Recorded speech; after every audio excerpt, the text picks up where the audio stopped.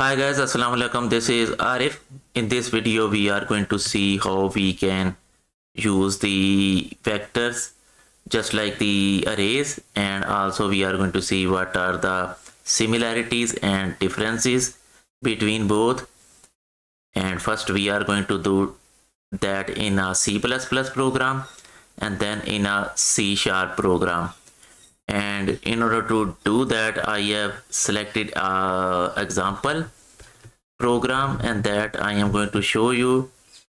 So this is a C++ main program, and here we have defined a vector which has 5 elements like this, and it is going to print the output like this.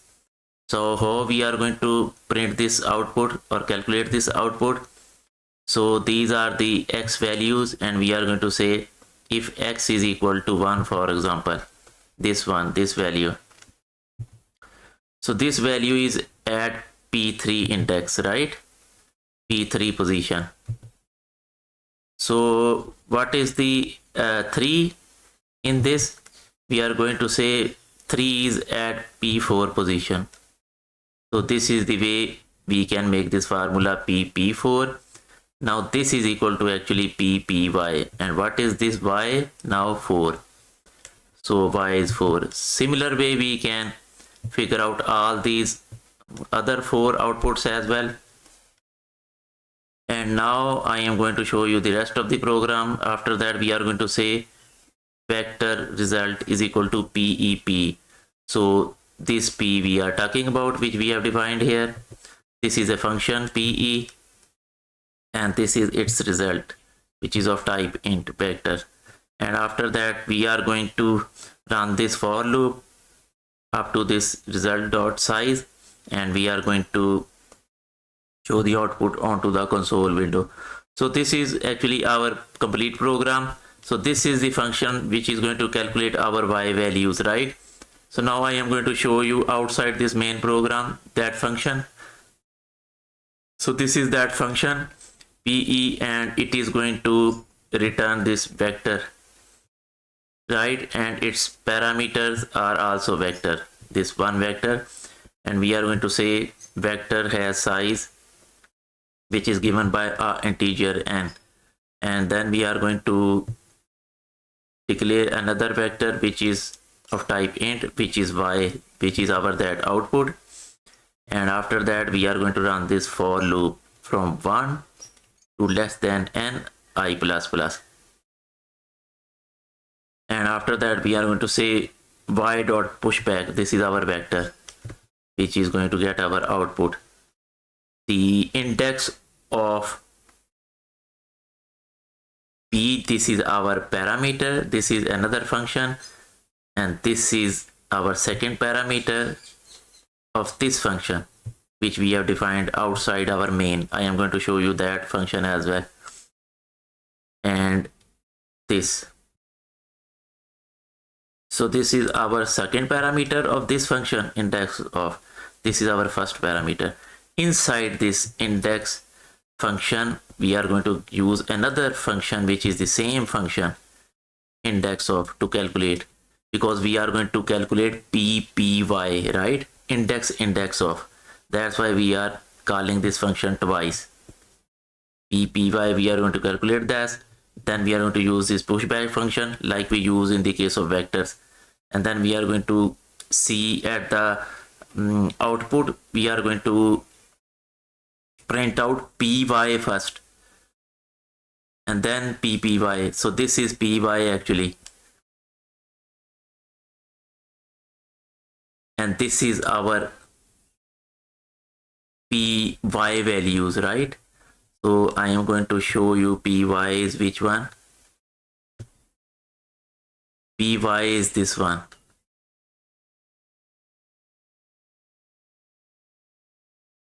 Okay.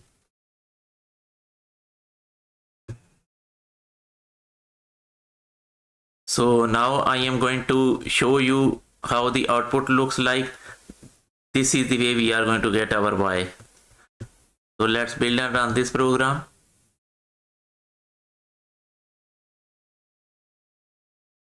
So we can see our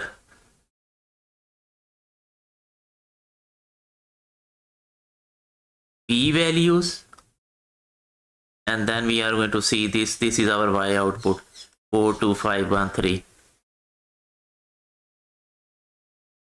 42513, and the first one was our this value. If you see, it's not actually py, it's actually these values, first index, this one, but it is going to calculate, since we are calculating index of, so this is first index, are those values, p3 is 1, this and that, right?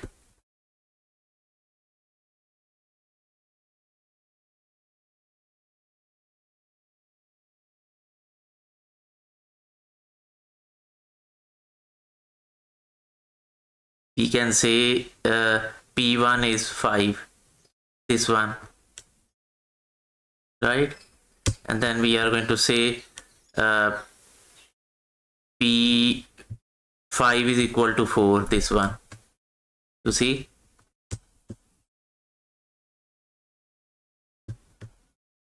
so I was actually referring to this one. I mean these values we are calculating right now, but we can use this as example as well. So this is our complete program, and now I am going to show you how we can run this program using the vector the arrays as well. So if we are going to use this vector as array, how we can do it, right? First of all, we have to see that. So the arrays usually assign the values using the equal sign, not this pushback. So we can convert this vector into a vector like this. So this n is actually this one,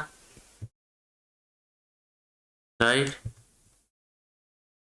And now we are going to say that we can't use this pushback function, because now we have to use this equal sign to sign our values. So this is the way actually we can do it.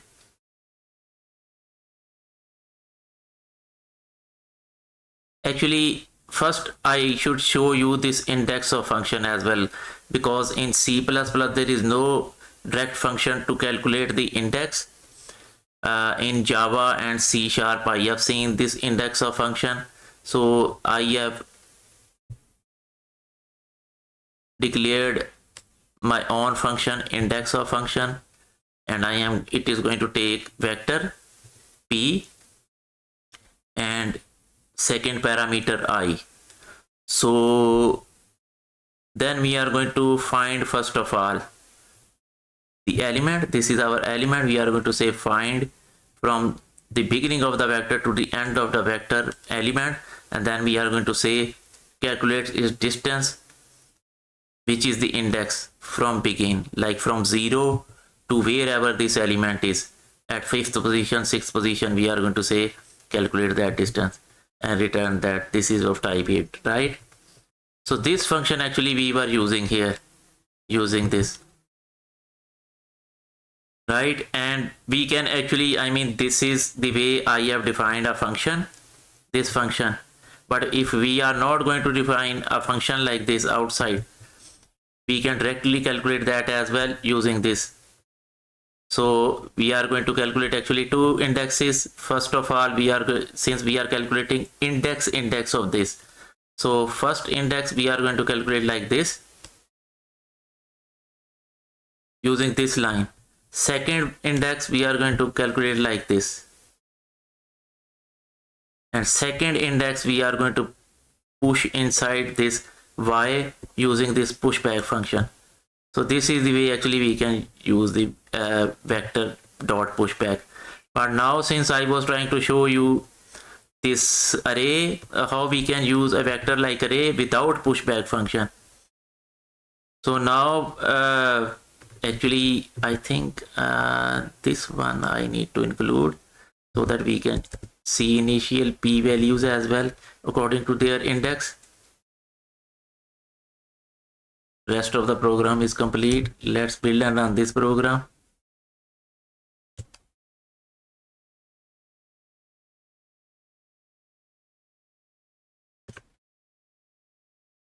So we can see first of all the p values according to their index, and then we are going to see this y, py. This is actually p values, and this is actually the py values. So now we have, I think, done the vectors part, but I am going to show you one more thing, and that is actually how we are using this int I is 1 to n, right? I plus plus, not from 0 to n, right? And then we are going to use this one as well, like I minus 1 minus 1 minus 1 is equal to I, because what we are doing is these minus ones are to align everything, the elements. If we are not going to align like this, we can't see the output. So we have to be very careful. From 1 to n, I plus plus is equal to I, something like this, right? Same way, using this pushback function, IndexOf function, the way we were using previously, this plus 1 is necessary, right? But if you are trying to figure out why there are two plus ones here, because here we are doing towards the right side, here we are going towards the left side, right? With compared to I, here it is 1 plus 1 and 1 plus 1. Here, according to this I, there is actually 3 minus 1 plus 1s, because we are on the left side.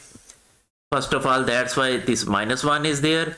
And also the second thing is that the index which is starting from 1, so we have to start it from 0. Y0 should have the first value, right? That's why this extra minus 1 is there, right? But if we don't want it to use like this, the first minus 1, so we can do is we can go here, we can use here, like right now we have just 2 minus 1s, but then we have to add an extra one here, and we have removed this minus 1 from I. But one more thing then we are going to do is we are going to now start the for loop from 0 to n, less than n, rather than from 1 to less than equal to n, 0 to less than n. So let's build and run this program.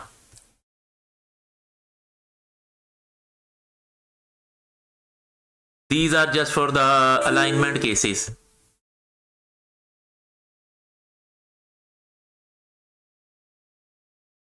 So why it didn't work?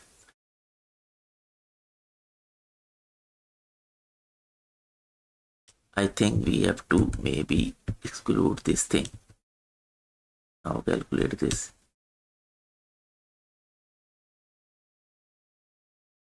So we can see that same y values.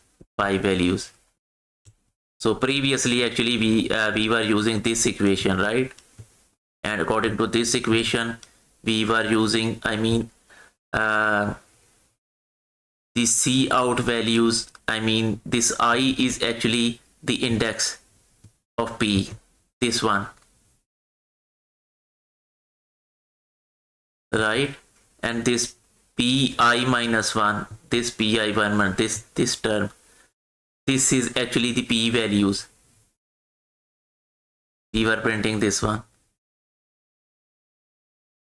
right? So this is actually the values, actually pi minus 1 are the values, right?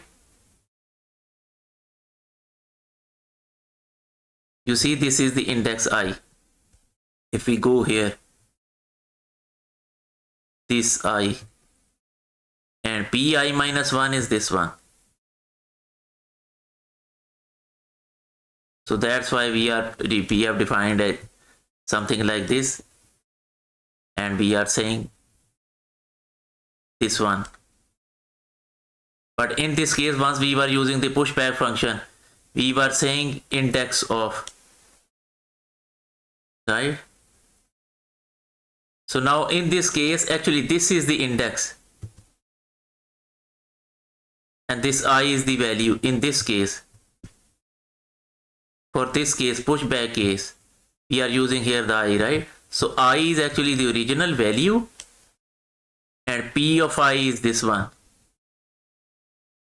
But here the difference is once we are going to go towards the left side, what we are going to see is, if the previous case, we are going to say this is our P values, Pi, this is our I. You see, this is our I inside these brackets. I am printing. This is our Pi. So it is just like exactly the opposite using this equation and this equation. So this is the way actually we can see the difference between the vector use and array use. I mean, this is, we are still in vector, but we are using the vector just like an array. Not this case, which we were using previously. There is an extra n here. Remember this thing. So now actually we can keep using this one because this looks to me the better approach rather than from 0 to here, because with this for loop we can use actually the pushback, but with this for loop we can't use the pushback like this, the way we were using, right? But with this for loop from 1 to n we can use on both pushback plus equal to sign like this. So this is actually vector use like a array, and now I am going to show you actually how we can use the arrays for this case. So what we are going to do is we are going to, since arrays don't have any pushback function, so we are going to define this y which we are returning like this. So instead of defining y like a vector, we can define y like a array, right? And here we can say actually int.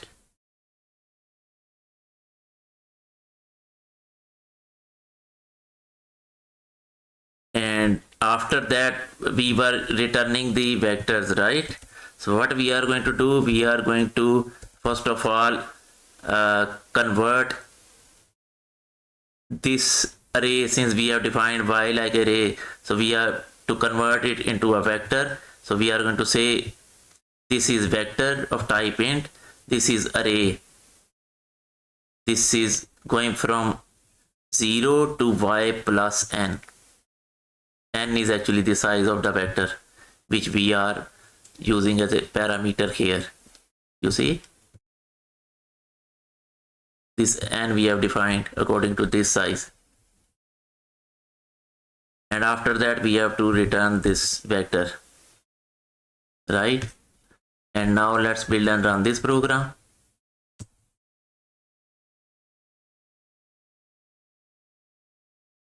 So we can see same output.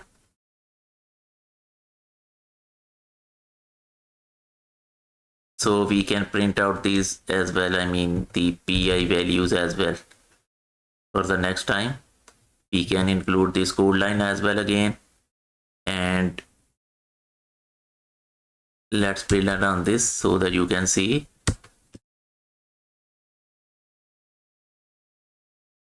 So you see pi values and these values, y values. Now actually I am going to show you one more way. What if we define our function like this? I mean, it is going to use the array as a parameter rather than a vector. So for that we have to go inside the main program, and first of all we have to define our p like a array, right? So for that we have to include these lines. We are going to say array is of size 5 because it has 5 elements. Then this size we are going to use here like this to define our arrays, and after that I mean this result dot size we have to calculate like n like according to the array.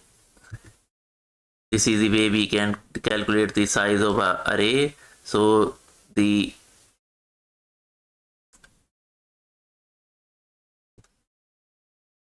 we have to define result like a array. Now previously it was vector, and on that vector we were calling this function. Now what we are going to do is we are going to say int result, just like this. We have now a array 5 elements, and this is our function. This is a void function pe. P is going to be our first parameter, this one. Second parameter is going to be our result, from where we are going to get the result, right? Since we are now defining the function as a void rather than it is going to return an array, and this is going to be stay same. Now we have to change something in the function as well. We are going to say, okay, since function is the void function, and then we are going to say this is now our p again, and it is of type int. This is an array. This and we are going to use because we are going to modify its values. That's why it is important here. Otherwise we can't modify values. And this is the y we are going to get as a result, right? And what else changes we are going to need? Since we have y already as one of our parameters, we don't need a y here, right? And this we don't need. We need now this one. Calculate the size of an array like this array,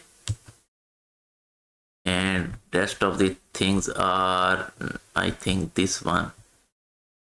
We no longer need these returns because our function is now defined at a voice. So now I think this is our complete program.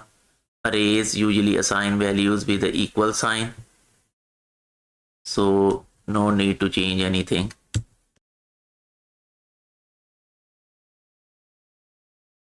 So we see, first of all, we are going to get our pi values, then we are going to get ppy values.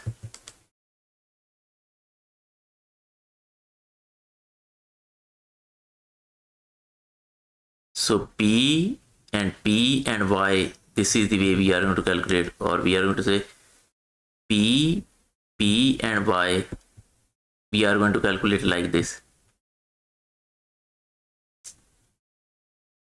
This formula, x is equal to ppy, right?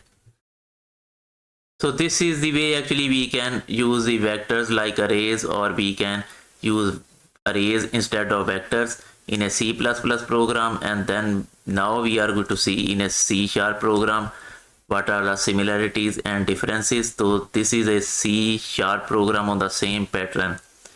Here we have defined inside this main program, actually we can go here. Where is the main program? This static void main, right? We have defined a list which is the same list with same entries, and this is the way we can define a list. List in C# is just like array, the vector in C++. We can use either this example or this example. So we are going to use the same example, same output we are going to get. ppy we are going to calculate like this. Same way we can calculate guess this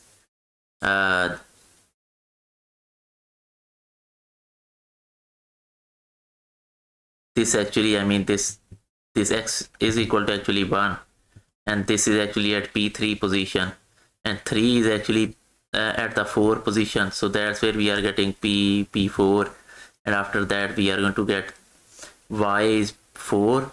So we are going to say put here y, and y is equal to 4, this first entry. Same way we can calculate these all entries. Similarly, we are going to call a function p function with this parameter, this one. This we are going to use as an argument to this function, and we are going to return since the list value. So we have defined a list result which is going to give us our result. int result dot count, right?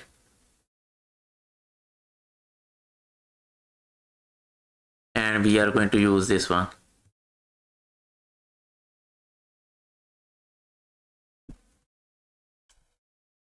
Console dot write line, and we are going to print out these values. Now what is this function which is returning a list? So this is our that function. So this is going to give us a list of type int in return. This is its one parameter list p, and n we are going to calculate like this, which is the size of this list. And now we are going to return a list as well to this function. That's where we have defined this y. This y we are going to return, and now we are going to run this same for loop from 1 to less than equal to n I plus plus.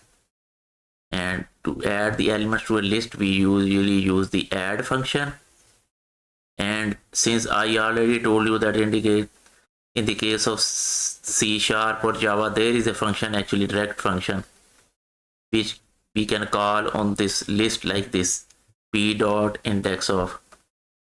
Since we are going to get the p.py, so we are going to call this function twice.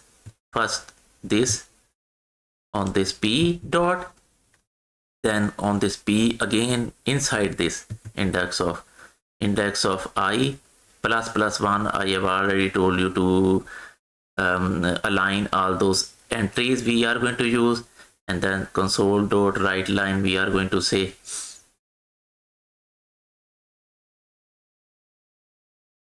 this is our index. This is calculating our index, this whole thing, and this is our those values, main values. So this is pi is equal to what? These x values. So now this is our complete program. Let's build and run this program and see how it looks. So we can see all those pi values and then ppy values, same output. Now I am going to show you how we can use the list as a array inside a C# program. So what we are going to do is we are going to define another variable x. We are going to say use this x which is of type int array, and this is its size, p.count, the size of our list, this one, right? And we are going to define y like this, and inside this list we are going to put this x. And now we can use this list as an array with the equal sign, not this add sign. So drop this, include this line and include this line. Same line, pi minus 1 is equal to I, right? And actually I am going to tell you that either we can use this code line here, p.indexof I plus 1 like this, or we can calculate these separate. So this is our first index, p.indexof I plus 1. This is index of p, and we are going to say second index is going to be equal to p.indexof this index, to make it index of, and then use this. So this line and these two lines are same, and then we can add those using this index to y our list. But right now we are here, right? The similar way we are going to calculate, and but we are just checking we can use our list as an array.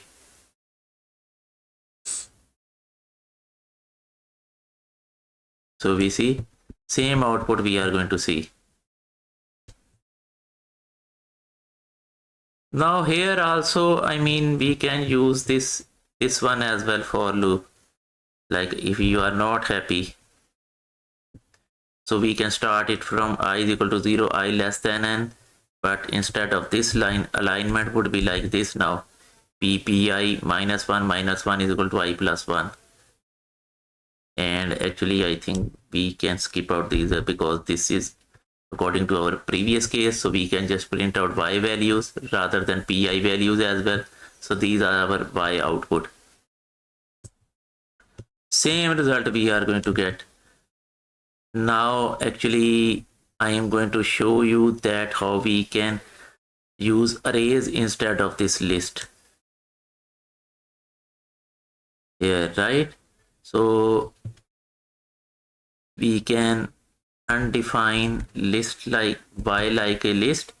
So we can use y like a array. So this is the way we can define y with a type of int array. We can change this for loop back to our this for loop because this 1 to n less than equal to n we can use for add as well, this one and this one too, but not for we can't use this for loop 0 to less than n for this add. So this is our main for loop, you can say, but for this for loop we have to put values like this. And now since y is of type array, first we have to convert it into a list. We are going to say y, which is an array, to list, convert it into a list, put inside this list v list we have defined here, and then we are going to return out this list because our function accepts only a list type. You see, rest of the program is same. So now let's build and run this program. So we can see these values, y values. We can see actually, I mean the pi values as well for this case. So we can just include this line as well. So now we can see the first pi values and then ppy values. Now this is our complete program. And now the last case that we can actually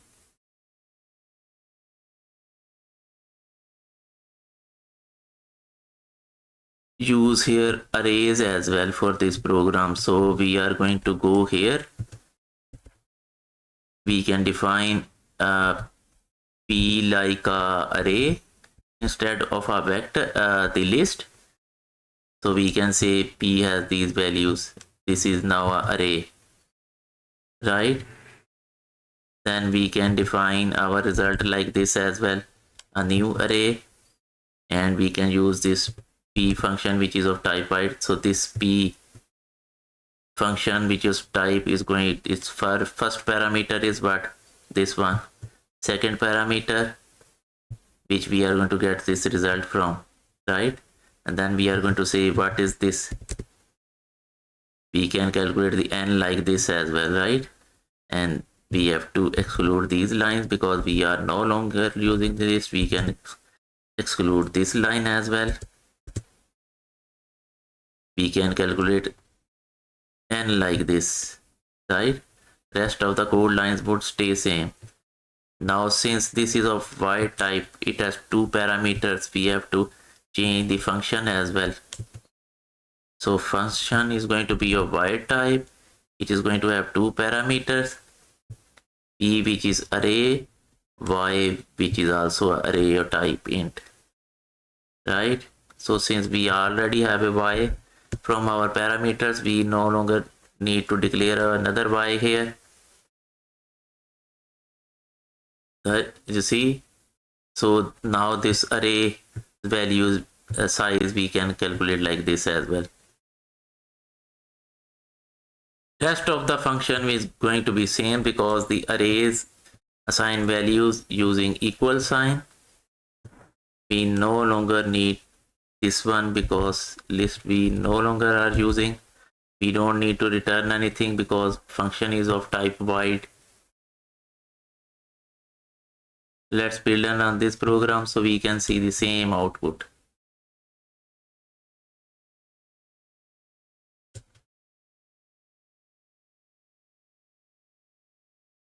And we can use actually this one as well for I is equal to 0, I less than n, but then we no longer need to use this line, we have to use this line.